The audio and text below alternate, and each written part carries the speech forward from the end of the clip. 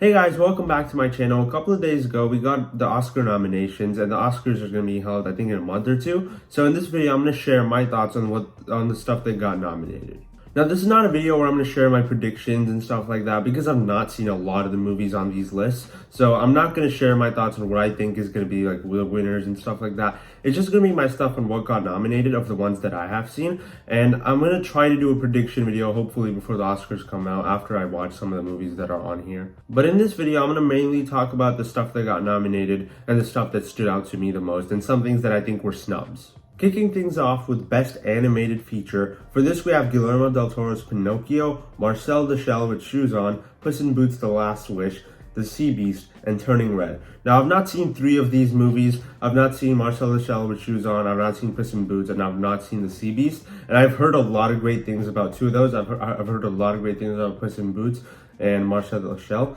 But I've not heard too much about The Sea Beast, so I don't know much about that movie. But the other two, I've heard a lot of great things about. But the two that I've seen, I really like Guillermo del Toro's Pinocchio. And I think Turning Red's okay. I think the movie's definitely a little overrated. But it's a movie that I had enough fun with. But I would not say it's one of the 5 best animated movies of the year. I don't think that deserves to be on there.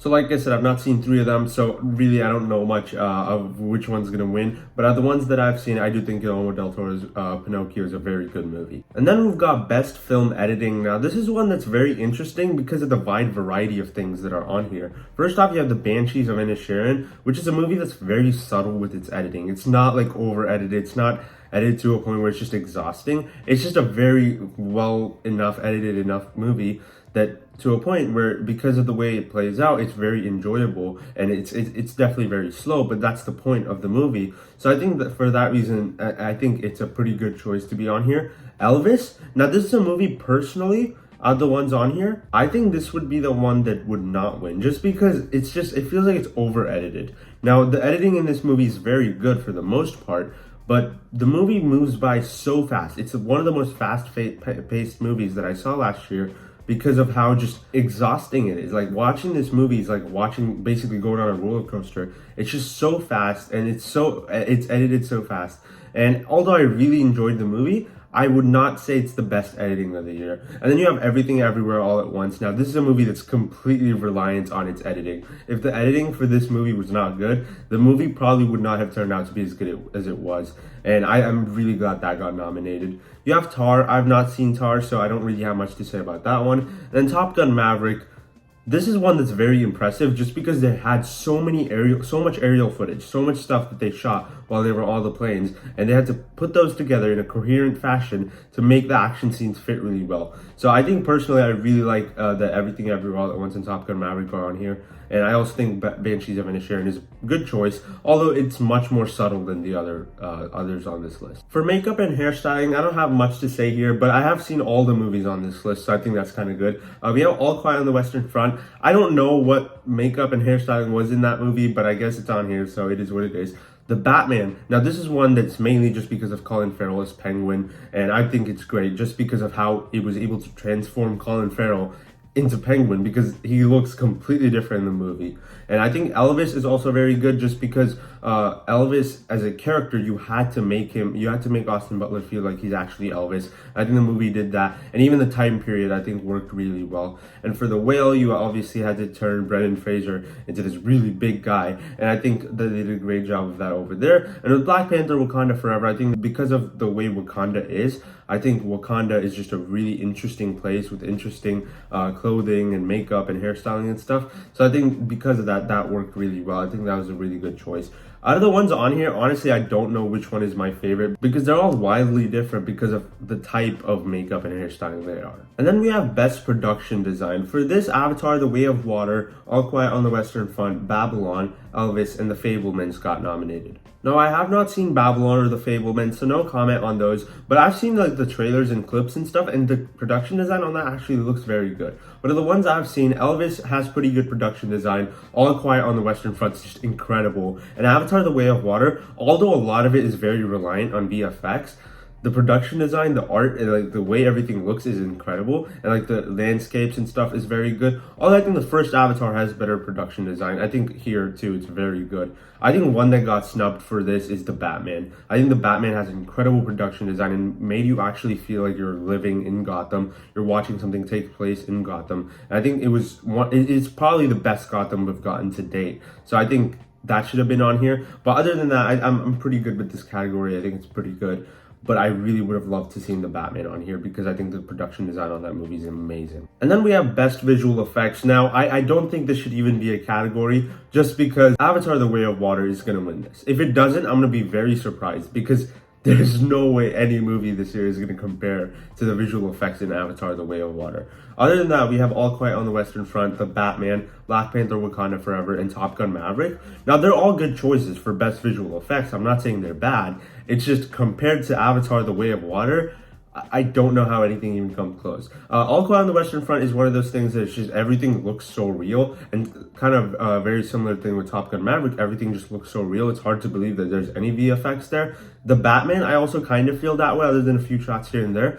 I think the VFX there is very good. Black Panther: Wakanda Forever over here is probably the weakest for me, just because you could tell that there's a lot of VFX going on. And with Avatar: The Way of Water, you can tell there's a lot of VFX. It's because we know that Pandora is in a real place, but it just looks so real. You can't tell the line between what's real and what's fake and what's CGI. So I love that this movie got nominated, and obviously it's probably going to win. I'd be very surprised if it doesn't. For Best Original Screenplay, we have Banshees of Inisherin, Everything Everywhere All at Once, Tar, The Fablemans, and Triangle of Sadness. Now, I've not seen 3 of these movies, so don't got much to say about those, but I have seen The Banshees of Inisherin and Everything Everywhere All at Once. Now, Banshees of Inisherin is a movie that's very reliant on its dialogue and its screenplay and stuff, so for that reason, I'm glad this got nominated. But I did not love Banshees of Inisherin as much as other people did. Although I think it's a good movie, I don't know if it's the best original screenplay.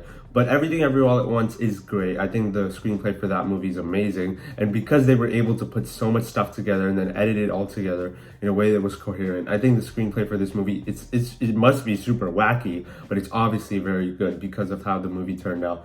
And The Banshees of Inisherin, I understand why it got nominated. Personally, just because I don't love the movie as much as other people do, I don't know if I would say it's the best one. I would definitely pick Everything Everywhere All at Once over it, but it's definitely a very good screenplay, and because of how dialogue heavy that movie is, I understand why it got nominated. For Best Adapted Screenplay, we have Glass Onion: A Knives Out Mystery, Living, All Quiet on the Western Front, Top Gun: Maverick, and Women Talking.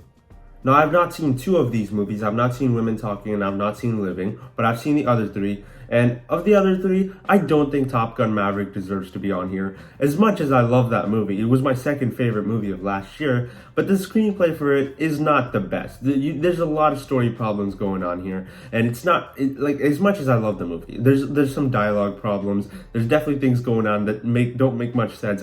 Even the fact that Goose's son, Rooster, shows up, wears the exact same clothes, wears sunglasses, plays the exact same song on the piano that his father played in the first movie. All that stuff, it's very wacky and weird. And even the way the third act plays out, where we never know who the villains actually are. Like, there's a lot of stuff with its screenplay that aren't necessarily the best. So I don't think it deserves to be on there. And with Glass Onion and Knives Out Mystery, as much as I like the movie, I don't personally think it's like as good as other people are saying it is. But I'm glad it's on there because it's definitely a very good screenplay because of the way the movie plays out and dialogue and stuff. There's a lot of things going on in that movie that need to come together. And I think the screenplay is good, even though I don't love the movie as much as other people. But to me, the clear winner here is All Quiet on the Western Front. I'm so glad that got nominated because I didn't know it was actually based off of a book when I first saw the movie, but I found out later, and I think they did a great job of adapting it because I think the movie itself is incredible. All right, now we're going to 2 where I think there's some big snubs here. So first off, Best Cinematography, we have All Quiet on the Western Front, Bravado Falls Chronicle of a Handful of Truths, Elvis, Empire of Light, and Tar. Now, to be completely fair, I've not seen 3 of these. I've only seen Elvis and All Quiet on the Western Front. But how do you do Best Cinematography and not nominate Top Gun: Maverick? That whole movie only works because of its cinematography. If that movie did not have good cinematography, was shot really weird, that would have been one of the worst movies of the year, in my opinion. Like, that movie really was carried by its cinematography because of how beautiful it looks and all the shots, all the aerial shots, because of the way they were shot and put together. Absolutely incredible. The fact that it got editing and did not get cinematography is just insane to me, because that movie is heavily reliant on its cinematography, and it was amazing. I don't get how it was not nominated. Another one, The Batman. I think The Batman is the third best cinematography of the year, behind Top Gun Maverick and All Quiet on the Western Front. So I don't get how The Batman was not nominated for this, just because that movie looks absolutely stunning, and there's so many shots in that movie where just it's beautiful. I don't know what to say, because The Batman is one of the best looking movies I've seen last year, so it definitely deserves to be on best cinematography. Elvis was pretty good. I think the cinematography there was pretty good, but I'm really glad All Quiet on the Western Front got in there, because I think it really deserves it. I think that or Top Gun Maverick, it's really a tie for me, because of the kind, they're very different types of cinematography for both of those movies, but I think those two have the best cinematography of the year, followed by The Batman. Best original score, we have All Quiet on the Western Front, Everything Everywhere All at Once, The Banshees of Inisherin, The Fabelmans, and Babylon. This is another one where I think The Batman got snubbed. I don't understand how you don't put The Batman on there, because the score for The Batman is absolutely amazing. I think it's the best Batman score we've gotten today. If you ask most people, other than the Danny Elfman theme, what they think of when they think of the Batman theme, they're probably going to say this movie's theme, because the Batman's score is absolutely amazing. I don't understand how it did not get nominated. I personally think it's the best score of the year. But of the ones on here, I think All Quiet on the Western Front has a very good score. I think The Banshees of Inisherin has a very good score. Everything Everywhere All at Once, I don't really remember the score, to be honest, just because of how, with so much stuff going on in that movie. I don't really remember what the score was like. But of the other two, I think they're pretty good choices. I've not seen Babylon or The Fabelmans, so no comment on those, but I'm sure they have good scores. But The Batman was a huge snub there, because it did not even get shortlisted, which I was blown away by when I actually first saw it. It's like, how do you not put The Batman for best original score? Because that was easily the best score of the year, in my opinion. And then we have best sound. The Batman got nominated here, so I guess I'm kind of happy about that, because I guess the score also does kind of incorporate into the sound of the movie. But I still think it should have gotten original score. I don't understand how it did not. Other than that, we have All Quiet on the Western Front, Avatar: The Way of Water, Elvis, Top Gun Maverick. Now, all of these movies I think have very good sound, especially Avatar: The Way of Water. The way that movie sounds is incredible. Watching that in the theater, hearing everything, all the detail put into the sound, I think is amazing. All Quiet on the Western Front is another good one. Having like sequences where characters are talking to each other, where the sound is great, and then also all the war sequences are amazing. Top Gun Maverick, another great one, because of all the aerial stuff going on and the way everything was put together. I think the music and the songs in there were also very good. And Elvis is an interesting one, just because there's a lot of songs that are actually by Elvis, and the way they're cut together, the way all the music was put together, and then the character's dialogue over it, I think all of it was very good. So best sound, I think this is a pretty stacked category. I like all 5 of the choices here, and I've seen all 5 of them, so that's another surprise. But I'm really glad all of these got nominated. I think all of them have very good sound. Best costume design, this is one I don't have too much to say about. I'm glad Black Panther Wakanda Forever got nominated, and I'm glad Elvis and Everything Everywhere All at Once did too, because I think they all have good costume design. I think Babylon is also a very good choice, even though I've not seen the movie. I have seen trailers and clips from it, so I think there's some really good stuff in there. Mrs. Harris Goes to Paris, I don't know what that movie is, to be completely honest, so no comment on that one. But this is also a pretty good category of the ones that I've seen. And then you have Best Original Song. Now this is one that I think is a weird category, just because a lot of the songs on this list don't really have much to actually do with the movie. So you got Applause from Tell It Like a Woman, and then Hold My Hand from Top Gun Maverick, Lift Me Up from Black Panther Wakanda Forever, Natu Natu from RRR. I think that should win, honestly. It's easily the best song of those in my opinion.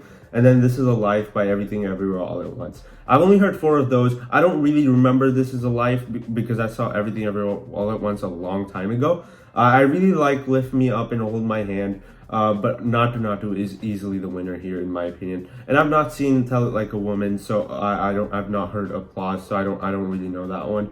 but I'm pretty sure Natu Natu should win because I just love that song, and the way it's incorporated into the movie is incredible.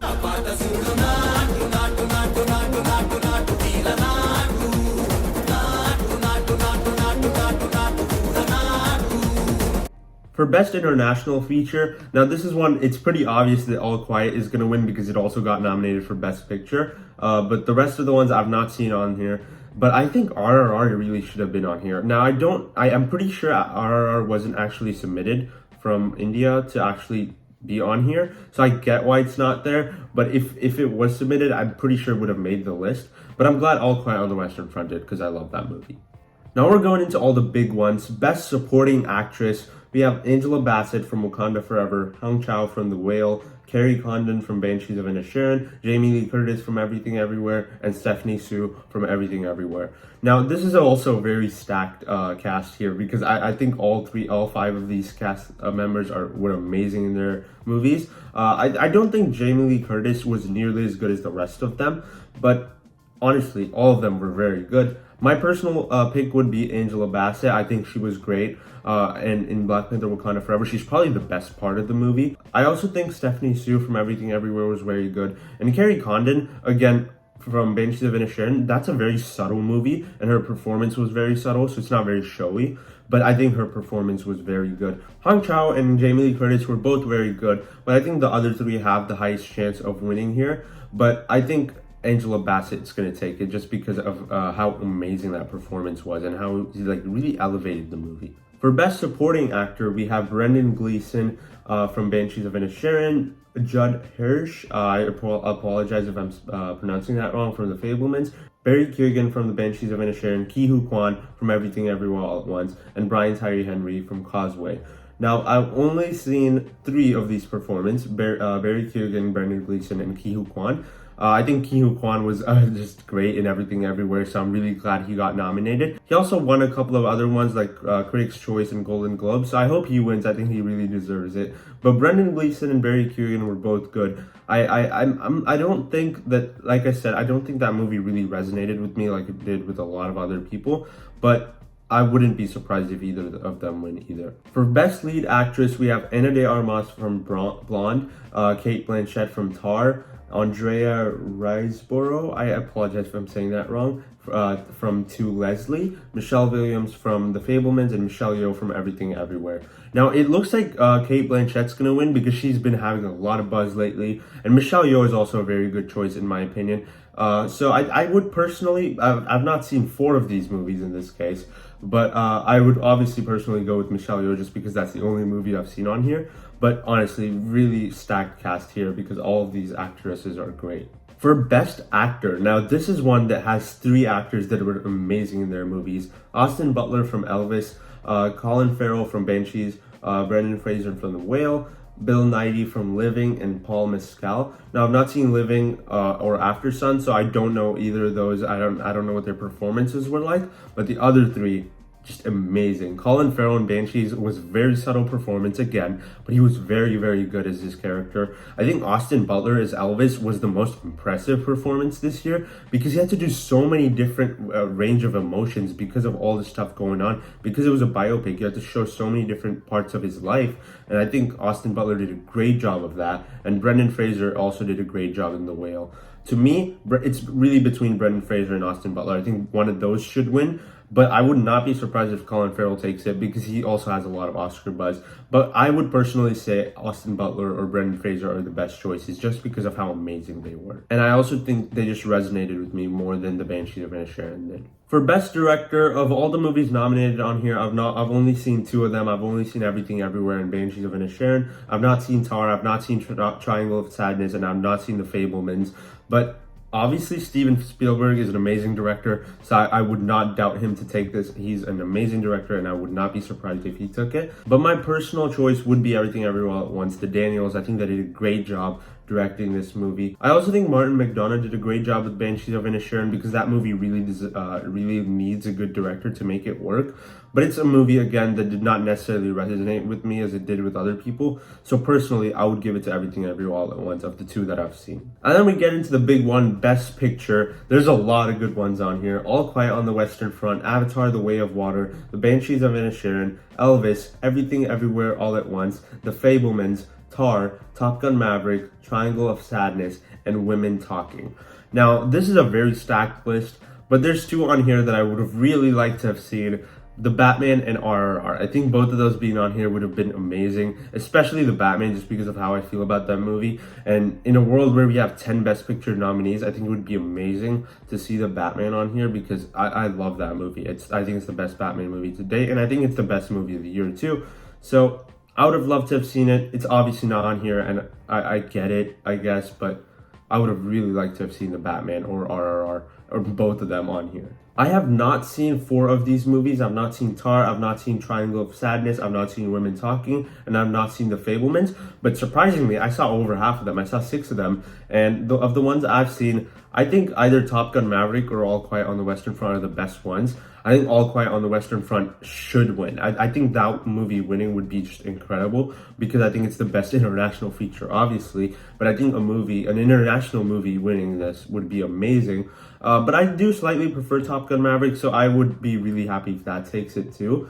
But the other ones are all very good. Avatar: The Way of Water, obviously that movie is a visual accomplishment. It took so many years to make. The amount of hard work that went into it is incredible. So I would love it if that movie took it, but I would be also very surprised. The Banshees of Inisherin, this movie has had a lot of momentum. Although I don't love it as much, it would not personally be my pick, but it has a lot of momentum. Elvis, I'm actually surprised to see Elvis on here, but it's a pretty good movie, so I would also say that's a really good choice. Everything Everywhere All at Once is very good. I love that movie, so I think that movie can also take it. Now, the frontrunners for most people, from what most people are saying, it seems to be Banshees of Inisherin and Everything Everywhere All at Once. And if it's one of those two, I would prefer Everything Everywhere to take it just because I think it's the better movie. But I don't know. Most people are saying it's going to be one of those two, but honestly, I don't know for sure. But my personal pick would definitely be All Quiet on the Western Front or Top Gun Maverick. So yeah, guys, those are my thoughts on the Oscars this year and some of the things that I thought got snubbed or some of the things that I think are slightly overrated and stuff. If there's a movie that I think should sweep this year, I don't think it's Everything Everywhere All at Once. I don't think it's Banshees. I think it should be All Quiet on the Western Front because I think it got at least 9 or 10 nominations. I think that movie should win at least like 4 or 5 awards because I love that movie, and seeing that movie getting the recognition it deserves would be great. So I would love to see All Quiet on the Western Front go with like 4 or 5 wins this Oscars, and especially Best Picture. I think it would be great if All Quiet on the Western Front won Best Picture. So yeah, guys, those are my thoughts on the Oscars this year. Let me know down in the comments, what are your thoughts? What are some of the things that you think got snubbed, and what are some things that surprised you? I'd love to know your thoughts. If you enjoyed this video, be sure to like button and subscribe to my channel for more videos. I'll see you in the next one. Bye.